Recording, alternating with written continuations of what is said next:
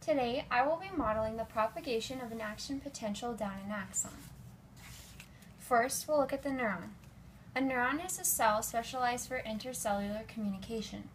Neurons are essential in the nervous system. There are two types of nervous systems in the human body. First, we have the PNS, or peripheral nervous system, which connects the CNS to limbs and organs. It consists of the nerves and ganglia outside the brain and spinal cord. Next, we have CNS, or the central nervous system. This consists of the brain and spinal cord. It integrates information received from all parts of the body. Neuroglia are cells of the central and peripheral nervous system that support and protect neurons.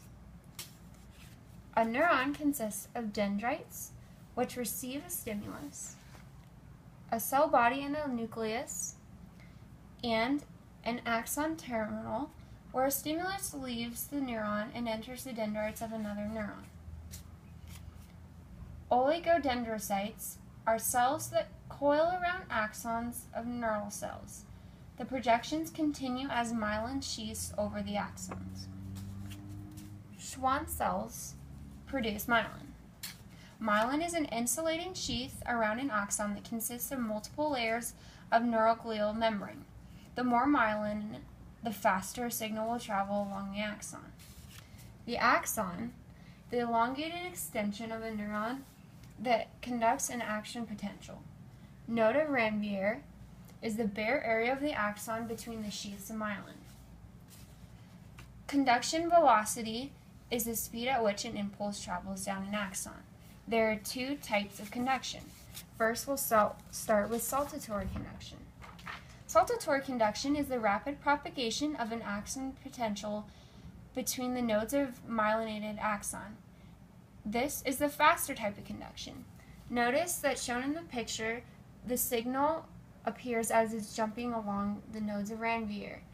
This comes from the Spanish term saltar, which means to jump.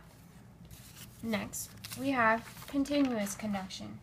Continuous conduction is the propagation of an action potential down an unmyelinated axon. This type of conduction is much slower. Length constant is the distance the potential will travel. Localized current is the movement of a potential charges parallel to the inner and outer surfaces of the membrane. Membrane resistance is a measure of the transmembrane flow of ions. Next, we will move to an action potential and the voltage-gated channels. The intracellular fluid of a cell inside an axon is abundant with potassium and has a slightly positive charge. The extracellular fluid of the cells is abundant with potassium ions and has a slightly positive charge. The inside of the membrane is overall slightly negative. The outside of the membrane is overall slightly positive.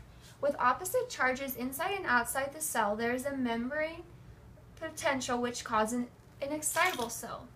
An action potential is a change in the transmembrane potential of excitable cells. This is initiated by a change in the membrane permeability to sodium ions.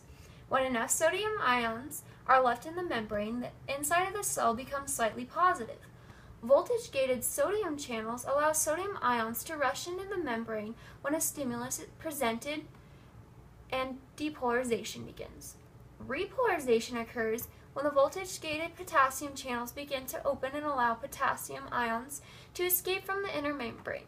This causes the inner membrane charge to drop dramatically, heading back towards resting potential. And this concludes the propagation of an action potential down an axon. Thank you for watching.